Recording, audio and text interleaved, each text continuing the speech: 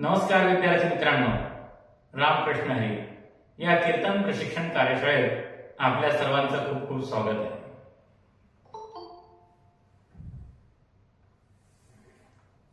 मित्रांनो, भक्त ऐसे जाणा जे देही उदास, गेले आशा पाश निवारुणी, विषय तो त्यांचा झाला नारायण, नावडे जन धन माता पिता. निर्वाणी गोविंद असे मागे पुढे, काहीच साकडे पडो निधी, विषय तो त्यांचा झाला नारायण, नावडे जन धन माता पिता. तुका म्हणे सत्य कर्मा व्हावे साह्य, घातलिया भय नरका जाणे, विषय तो त्यांचा झाला नारायण, नावडे जनधन माता पिता. हा आपला कीर्तन आराखड्यातील मूळ अभंग आहे. मित्रांनो, या अभंगाचं आपण नीट पाठांतर करणं आवश्यक आहे, कारण कीर्तनकाराला आपला मूळ अभंग जो आहे तो अभंग हा संपूर्ण पाठांतर असायला हवा. पहिली गोष्ट. दुसरी गोष्ट म्हणजे काय, तर त्या अभंगाचा सरळ भावार्थ हा सुद्धा आपल्याला पाठांतर असला पाहिजे.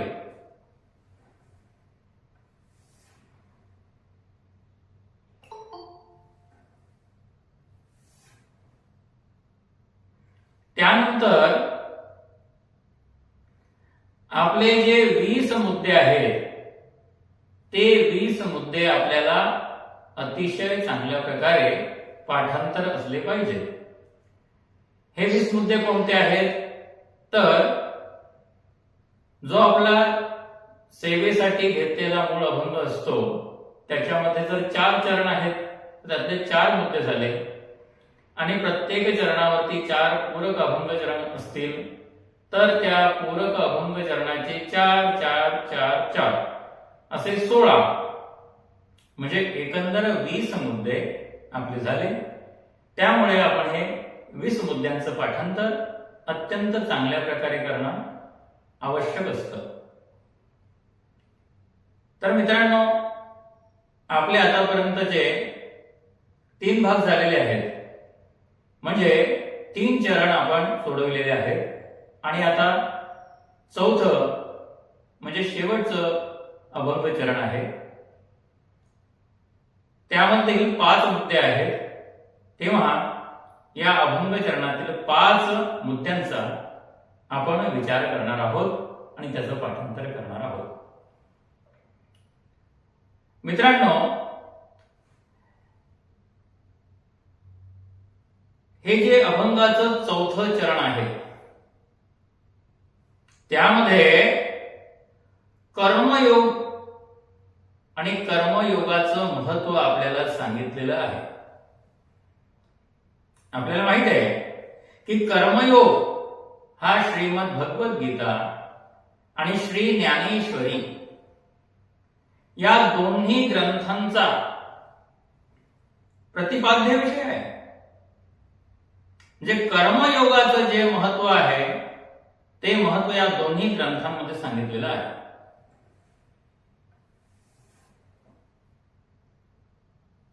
आता जे कर्माचे वेगवेगळे प्रकार पडतात त्या प्रकारांचा आपल्याला विचार केला पाहिजे. तसे पाहायला गेलं तर कर्माचे 2च प्रकार आहेत, एक चांगलं कर्म आणि दुसरं वाईट कर्म. तर महाराज या अभंगाच्या शेवटच्या चरणामध्ये म्हणजे चौथ्या चरणामध्ये असं सांगतात आहेत की जे सत्य आहे आणि जे सत्याला धरून आहे अशा सत्य कर्मासाठी म्हणजे सत्कर्मासाठी आपण सहाय्यभूत झालो पाहिजे. म्हणजे याचा अर्थ आपल्या हातून चांगलं कर्मच घडलं पाहिजे. जे निषिद्ध कर्म आहे म्हणजे ज्या कर्माचा निषेध केलेला आहे असं कोणतंही कर्म आपल्या हातून घडायला नको. हे चांगलं कर्म जे आहे, सत्कर्म आहे, हे कर्म करण्यामध्ये आपण दुसऱ्याला भय घातलं किंवा स्वतः भय बाळगलं तर आपल्या हातून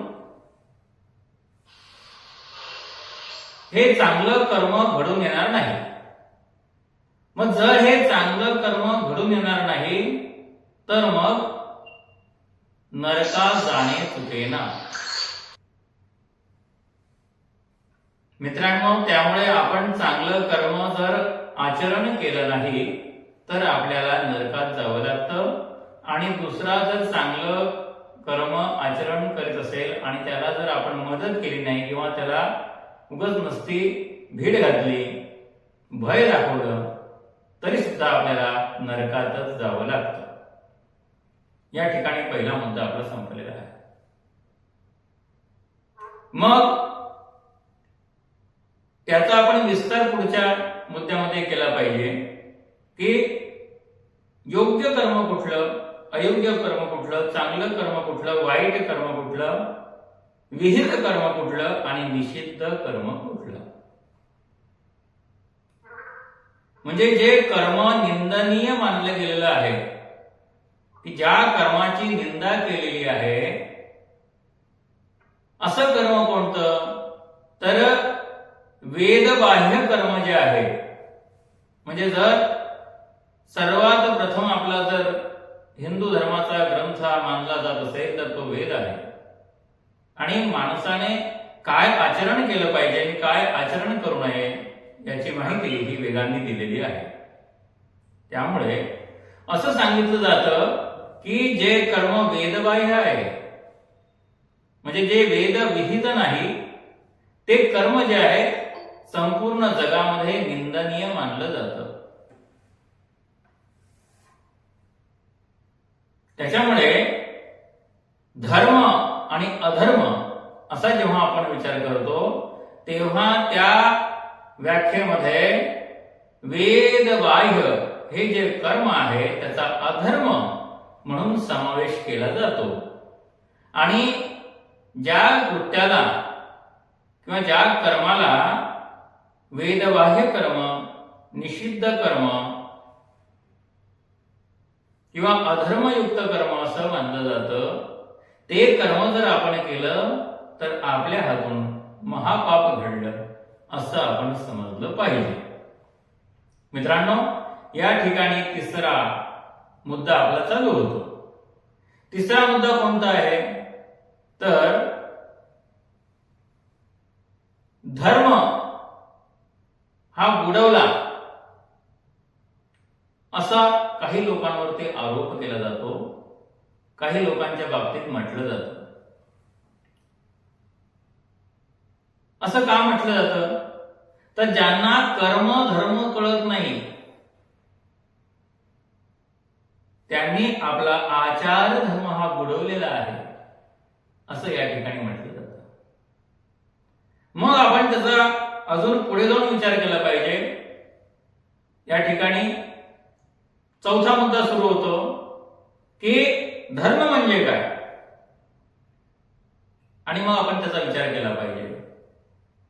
आता आपल्या संपूर्ण ग्रंथांमध्ये, मग ते वेद असतील, शास्त्र असतील, पुराण असतील, महाभारत असेल, रामायण असेल, गीता असेल, ज्ञानेश्वरी असेल किंवा संतांच्या अभंग गाथा असतील, या सर्व ग्रंथांमध्ये सांगितलेलं आहे की व्रत, तप, दान आणि भूतदया हाच खरा धर्म आहे.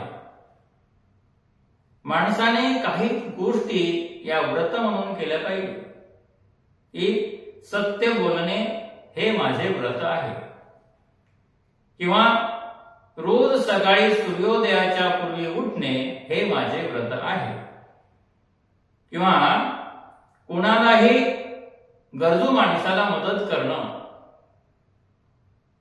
हे माझं व्रत आहे, की न घेतले व्रत हे अमी अंधतेने असं सावरकरांनी म्हटलेलं आहे.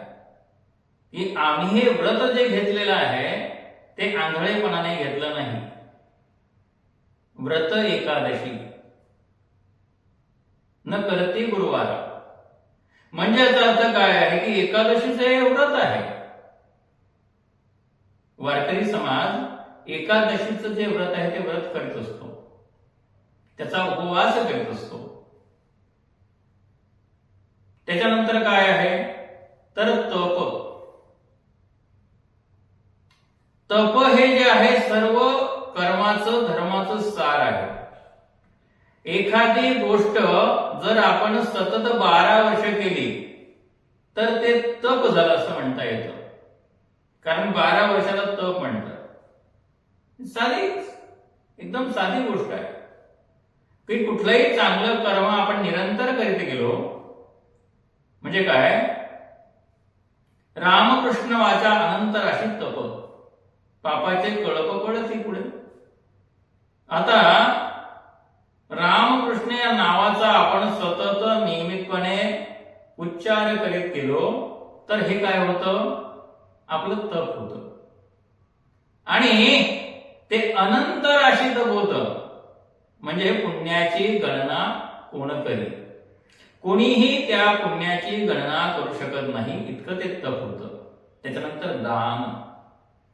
दानाची जी संकल्पना आहे ती अशी म्हणतात की आपण उजव्या हाताने जे दान दिलं ते आपल्या डाव्या हाताला कळू नये. म्हणजे दान ही गोष्ट जी असते ती कुठल्याही प्रकारे गाजावाजा करण्यासाठी नसते, किंवा बॅनर म्हणा, किंवा एखाद्या ठिकाणी नाव फलक म्हणा, किंवा बोर्डावरती नाव म्हणा, हे कोरण्यासाठी नसते, परंतु त्याच गोष्टी आपण प्रकर्षाने करत असतो. आपण 2 पैसे जरी दिले तरी आपल्याला त्याची पावती ही हवी असते. अशी ती जनांची रीत आहे. आणि त्या ठिकाणी गंमत कशी करतात की आपल्या नावाने पावती घेताना त्याच्यावर ते पण टाकायला लावतात की अमुक तमुकच्या स्मरणार्थ, म्हणजे विनाकारण त्यांना 2 नावं लिहावी लागतात. ठीक आहे, अशी सगळी लोकांची रीतभात आहे. पण दान म्हणजे काय की दान हे सत्पात्री केलं पाहिजे, आणि दान हे आपण निस्वार्थ भावनेने केलं पाहिजे. म्हणजे त्या दानामध्ये आपला कोणताही स्वार्थ नको. आणि शेवटी भूतदया, भूतांची दया ह्याची भांडवल संता. म्हणजे काय आहे की सृष्टीमध्ये यच्च यावत जे प्राणी मात्र आहेत ते सर्व भूत मात्र आहेत, आणि या सर्व भूतमात्रांची जी दया आहे ती संतांना येत असते. दया धर्म का मूल है, पाप मूल अभिमान, तुलसी दयान छोडिये जब तक घटमो प्राण. म्हणजे काय आहे की दया धर्म का मूल है. धर्माचं मूळ काय आहे तर ती दया आहे. दया करणे पुत्राशी त्याचे दासा आणि दासी, दया तिचे नाव, भूतांचे पालन, आनिक निर्दालन कंटकांचे. अनेक प्रकारे दया या गोष्टीचा विस्तार आपल्याला करता येतो. तर ह्या आपण उदाहरणादाखल 4 गोष्टी सांगितल्या, त्याचे आपण दाखले म्हणजे दृष्टांत आणि कथा देखील सांगू शकतो, आणि या ठिकाणी आपल्या कीर्तनामध्ये रंगत निर्माण करू शकतो. या ठिकाणी 4था मुद्दा संपला. आता अंतिम चरणाचा अंतिम मुद्दा तो काय आहे तर तो मुद्दा असा आहे की ते संपूर्ण त्या मूळ अभंगाचं सार आहे. तर ते सार काय आहे तर पहिल्या चरणात असा शब्द आलेला आहे उदास, आणि त्याचा आपण पहिल्या चरणाचा विस्तार करताना मी अर्थ सांगितलेला आहे. मी देह आहे या भावनेपासून ज्याने फारकत घेतलेली आहे, म्हणजे तो वेगळा झालेला आहे, तो उदास झालेला आहे.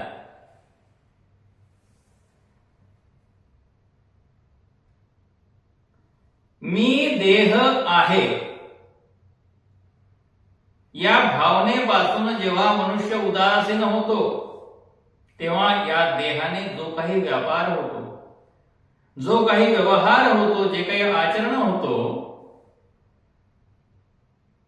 ते आचरण कर्मयोगात मोडतं. म्हणजे ज्याला आपण नैष्कर्म्य सिद्धी म्हणतो.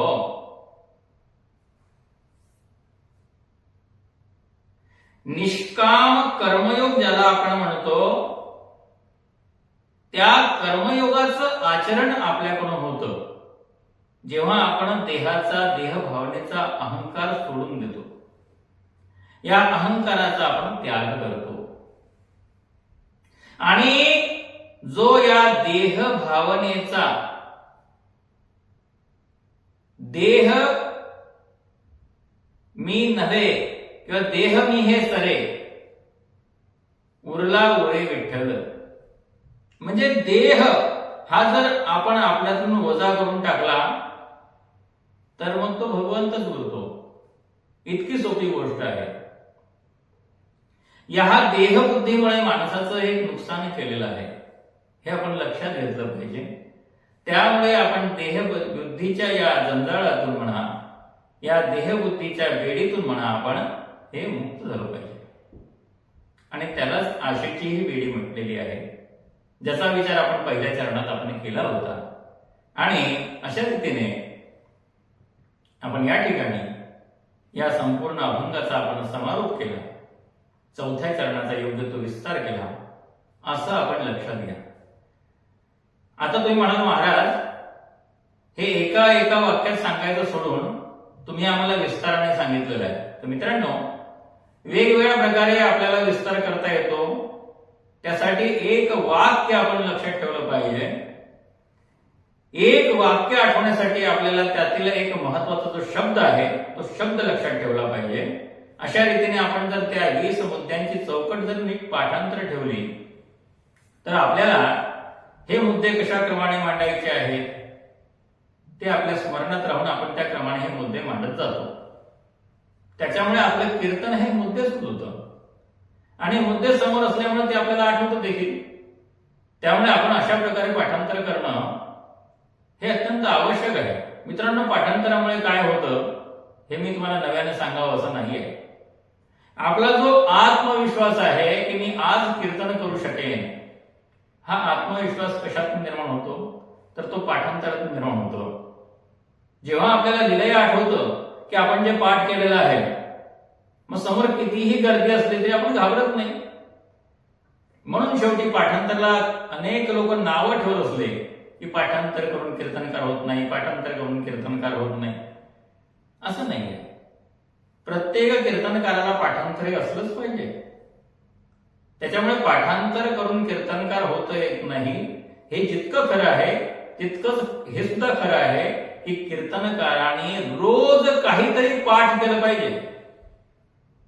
एखादी तरी ओवी रोज पाठ केली तर वर्षभराला 365 ओव्या पाठ होतील. एक श्लोक जर रोज पाठ केला तर 365 श्लोक वर्षभरात पाठ होतील आणि 2 वर्षामध्ये तुमची गीता ही कंठस्थ होऊन जाईल. कारण गीतेमध्ये 700 श्लोक आहेत फक्त.